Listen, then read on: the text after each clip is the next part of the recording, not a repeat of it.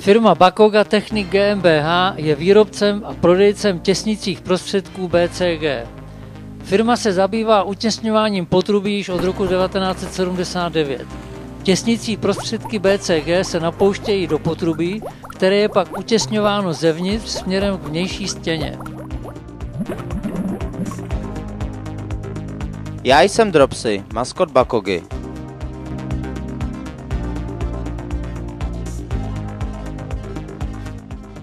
Firma Bakoga Technik se sídlem v Grebenau se již více než 20 roků zabývá vývojem samočinných těsnicích prostředků k odstraňování netěsností v plynových, topných, vodovodních a kanalizačních trubkách. Kvalita a bezpečnost jsou přitom na prvém místě. Zkušebny DVGV všechny metody přezkušují dle předepsaných oborových norem a na základě úspěšných výsledků jim udělují certifikáty. Zde je příklad certifikátu.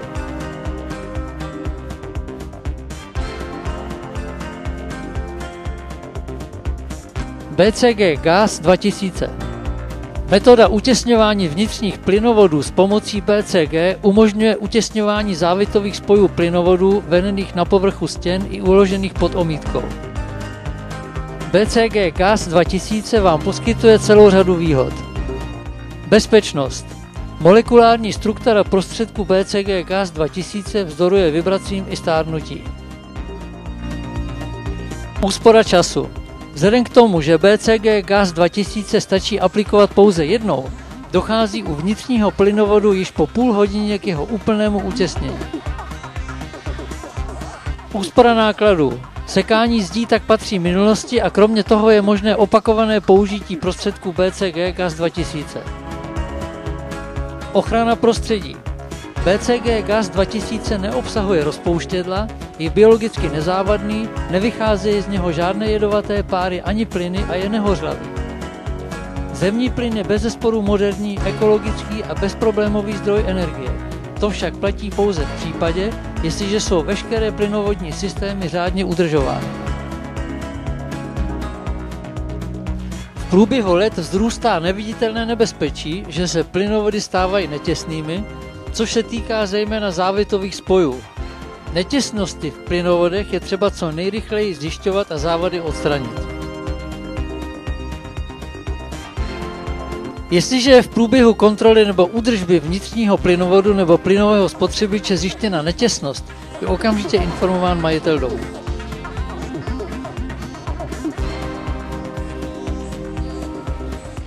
Instalatérská firma je pak pověřena provedením opravy.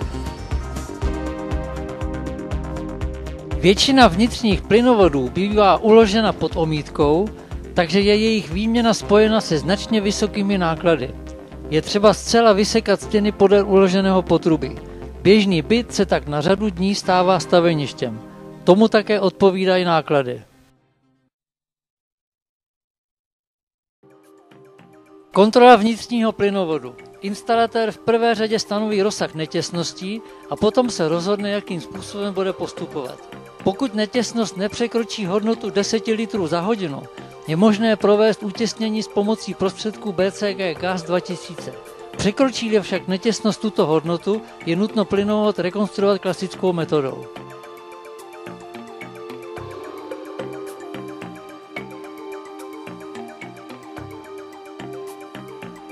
Pomůcky při aplikaci metody. K tomu, aby bylo možné použít těsnicí prostředek BCG GAS 2000, jsou třeba následující pomůcky. Plnicí nádoba. Kbelík na vypouštění potrubí. Odvzdušňovací hadice. Vysoušecí dmychadlo.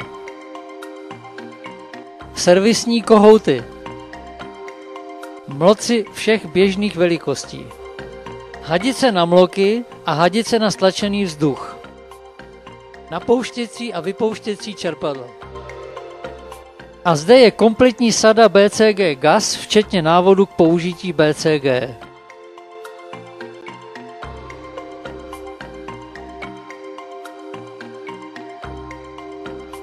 Příprava plynovodu. Nejprve se na nejnižším místě plynovodu našroubuje připojovací kohout a na všech odběrných místech v domě se plynové kohouty nahradí servisními kohouty. Přitom je důležité napojit servisní kohout i tam, kde se nachází plynovod, který není provozován.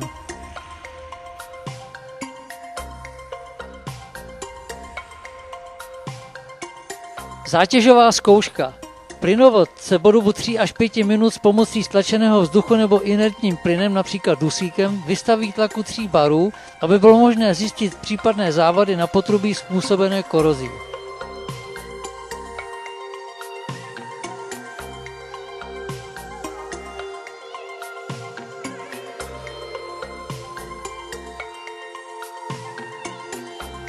Vyčištění plynovodu.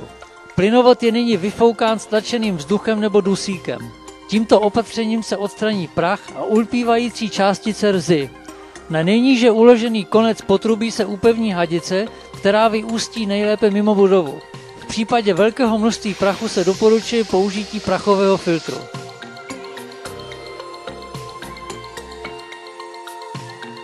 Plnění plynovodu a doba působení. Při plnění plynovodu se používá napouštěcí a vypouštěcí čerpadlo BCG. Hadice se stlačeným vzduchem a sací hadice se připojí k čerpadlu. Nádoba na těsnící prostředek se naplní prostředkem BCG GAZ 2000 a uzavře tlakovým uzávěrem. Sací hadice čerpadla se propojí s nádobou. Nyní se napojí odvzdušňovací hadice, otevře se servisní kohout a zapne se čerpadlo. Prostředek BCG GAZ 2000 teď proudí do netěsného plynovodu.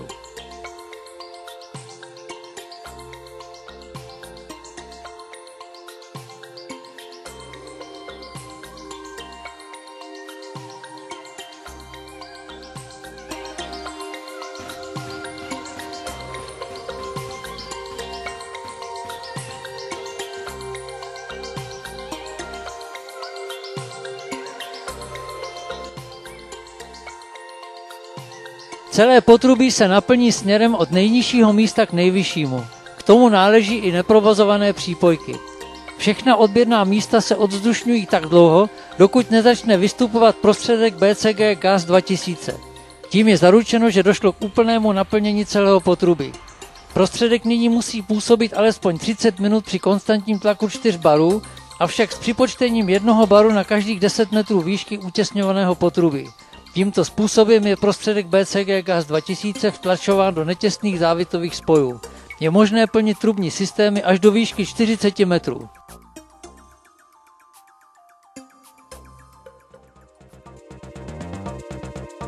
Vypouštění plynovodu. Poté, kdy bylo potrubí po dobu 30 minut vystaveno tlaku 4 barů, počne se s odstraňováním přebytečného těsnicího prostředku. Přestavením směšovacího ventilu ze sání na vypouštění se plynovod vyčerpá. Potom se sací hadice odmontuje od plnicí nádoby a zapne se čerpadlo.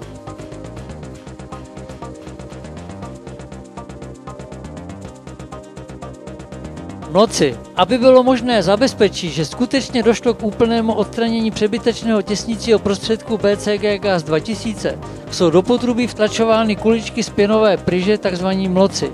Odzdušňovací hadice se domontují a z tlakové nádrže se odstraní sací hadice. Hadice s mlokem se napojí na servisní kohout a na výpustní nádobu.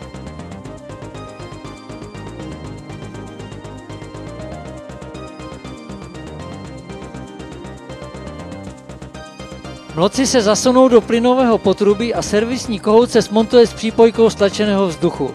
Nyní se mloci protlačují s pomocí stlačeného vzduchu nebo dusíku potrubím, přičemž před sebou sunou těsnicí prostředek až po vyústění do nádoby. Mloci samotní jsou zachycováni do tzv. Pasti.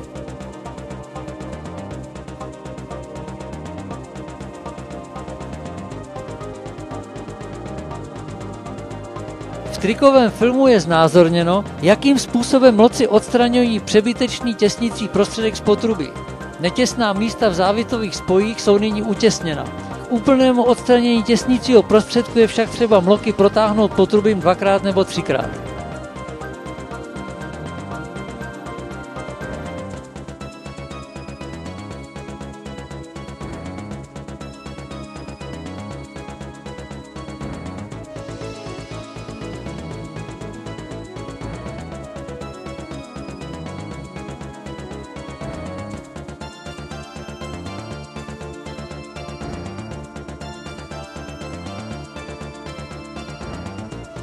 Poté se mloci vyjmou z pasti a důkladně se properou v čisté vodě.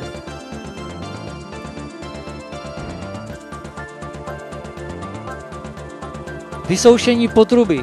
Po protažení potrubí mloky následuje jeho vysoušení dmychadlem, které se napojí na nejnižším místě plynovodu. Na servisní kohouty se opět namontují odzdušňovací hadice zavedené do odzdušňovací nádoby. Vysoušení by mělo trvat asi 1 hodinu. V případě potrubí většího průměru je nutno dobu vysoušení prodloužit.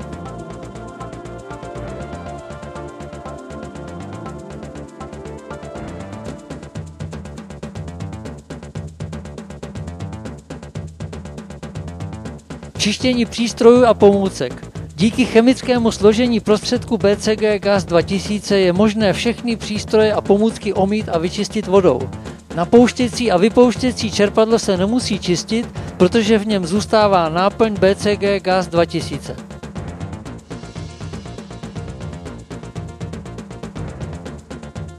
Zkouška těsnosti. Zkouška těsnosti se provádí vzduchem nebo inertním plynem, například dusíkem nebo oxidem uhličitým, nikoli však kyslíkem, a to zkušebním tlakem 10 milibarů.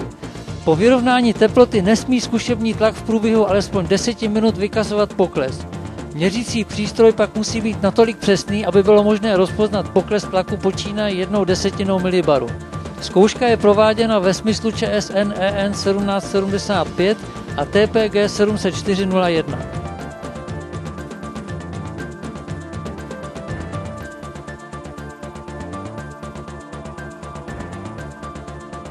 Po provedení zkoušky těsnosti se demontují odzdušňovací hadice a servisní kohouty. Připojí se kohouty plynových spotřebičů.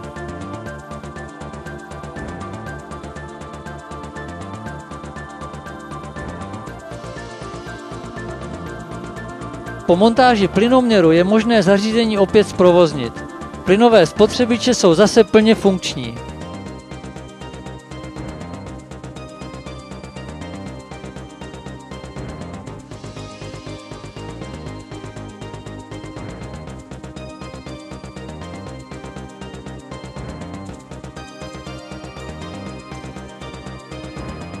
Vývoj nových výrobků BCG pokračuje, aby bylo možné uspokojovat rostoucí požadavky trhu. Výrobky BCG řeší vaše problémy.